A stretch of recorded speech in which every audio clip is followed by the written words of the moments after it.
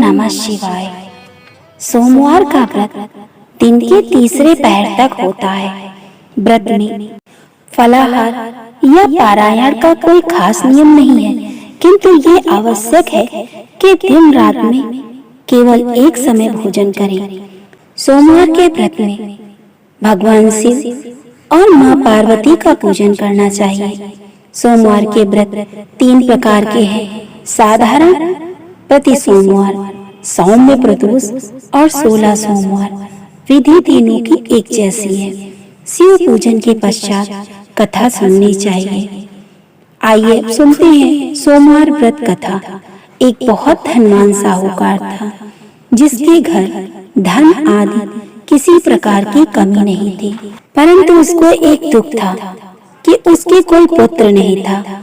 वह इसी चिंता में रात दिन रहता था और वह पुत्र की कामना के लिए प्रति सोमवार को शिव जी का व्रत और पूजन किया करता था तथा सायंकाल को शिव मंदिर में जाकर के शिव जी के शिव विग्रह के सामने दीपक जलाया करता था। उसके इस भक्ति भाव को देखकर एक समय श्री पार्वती जी ने शिव महाराज से कहा कि महाराज, ये साहूकार आपका अनन्य भक्त है और सदैव आपका व्रत और पूजन बड़ी श्रद्धा से करता है। इसकी मनोकामना पूर्ण करनी चाहिए। शिव जी ने कहा, हे पार्वती, ये संसार कर्म क्षेत्र है। जैसे किसान खेत में जैसा बीज बोता है वैसा ही फल काटता है, उसी तरह इस संसार में जो जैसा कर्म करता है वैसा ही फल भोगता है। पार्वती जी ने अत्यंत आग्रह से कहा, महाराज, जब ये आपका अनन्य भक्त है और इसको अगर किसी प्रकार का दुख है तो उसको अवश्य दूर करना चाहिए, क्योंकि आप सदैव अपने भक्तों पर दयालु होते हैं और उनके दुखों को दूर करते हैं। यदि आप ऐसा नहीं करेंगे तो मनुष्य आपकी सेवा तथा व्रत क्यों करेंगे? पार्वती जी का ऐसा आग्रह देखकर शिवजी महाराज कहने लगे कि हे पार्वती, इसके कोई पुत्र नहीं है। इसी चिंता में ये अति दुखी रहता है। इसके भाग्य में पुत्र न होने पर भी मैं इसको पुत्र प्राप्ति का वर देता हूँ, परंतु यह पुत्र केवल 12 वर्ष तक जीवित रहेगा। इसके पश्चात वह मृत्यु को प्राप्त हो जाएगा। इससे अधिक मैं कुछ और इसके लिए नहीं कर सकता। ये सब बातें साहूकार सुन रहा था। इससे उसको कुछ प्रसन्नता हुई और ना ही कुछ दुख हुआ।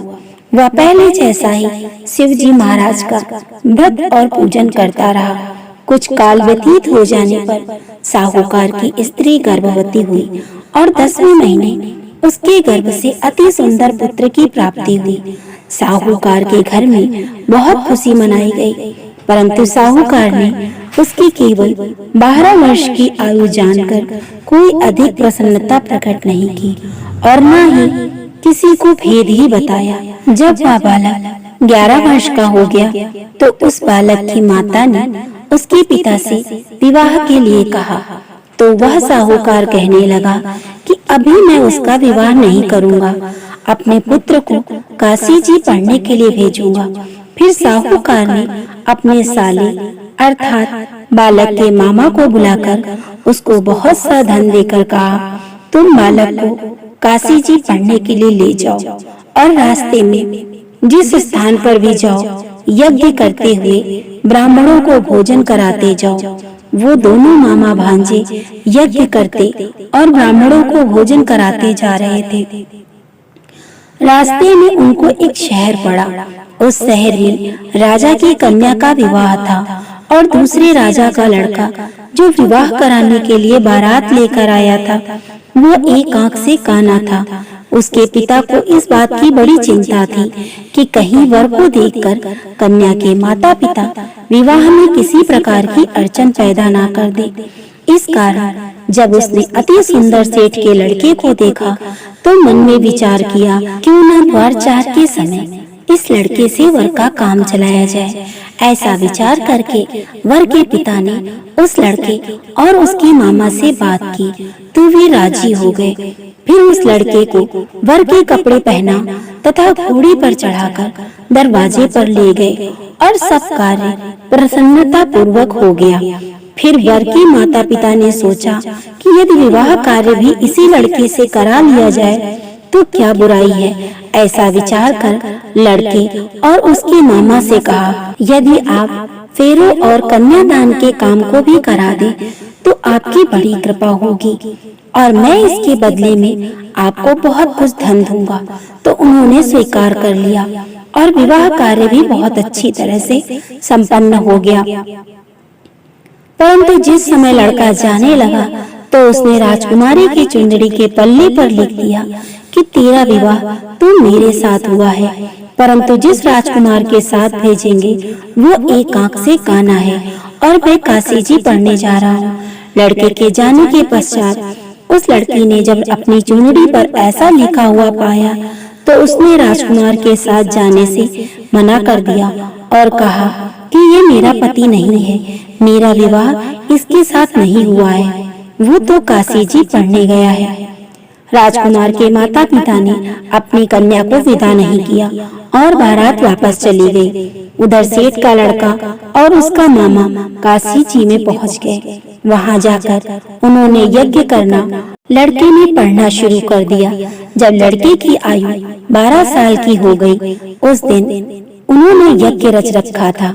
लड़के ने अपने मामा से कहा, मामा जी आज मेरी तबीयत कुछ ठीक नहीं है। मामा ने कहा, अंदर जाकर सो जाओ। लड़का अंदर जाकर सो गया और थोड़ी देर में उसके प्राण निकल गए। जब उसके मामा ने आकर देखा तो वह मुर्दा पड़ा है तो उसको बड़ा दुख हुआ। उसने सोचा, अगर मैं अभी रोना पीटना मचा दूंगा तो यज्ञ का कार्य अधूरा रह जाएगा। अतः उसने जल्दी से यज्ञ का कार्य समाप्त कर ब्राह्मणों के जाने के बाद रोना पीटना आरंभ कर दिया।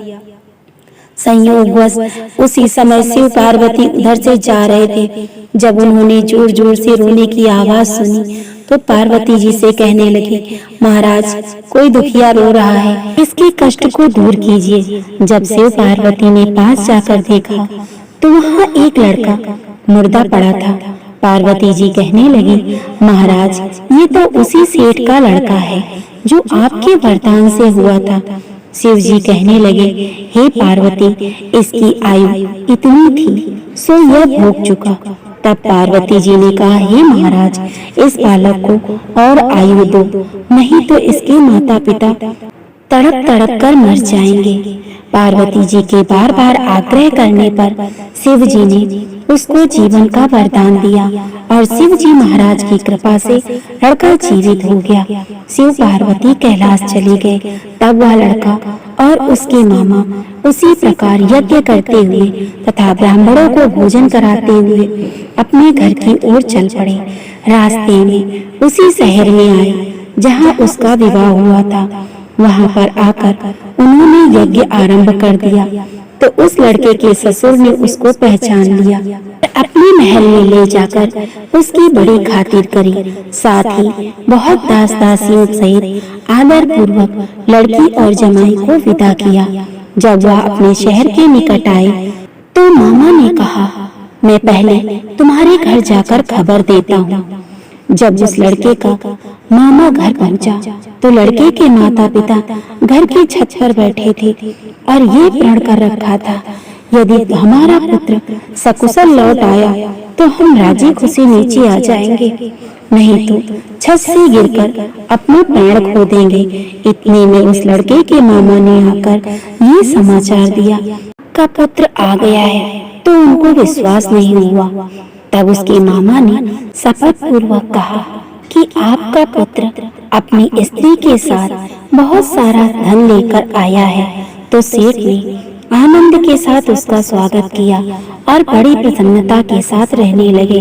इसी प्रकार से जो कोई भी सोमवार के व्रत को धारण करता है अथवा इस कथा को पढ़ता या सुनता है उसकी समस्त मनोकामनाएं पूर्ण होती हैं। बोले शंकर भगवान की जय।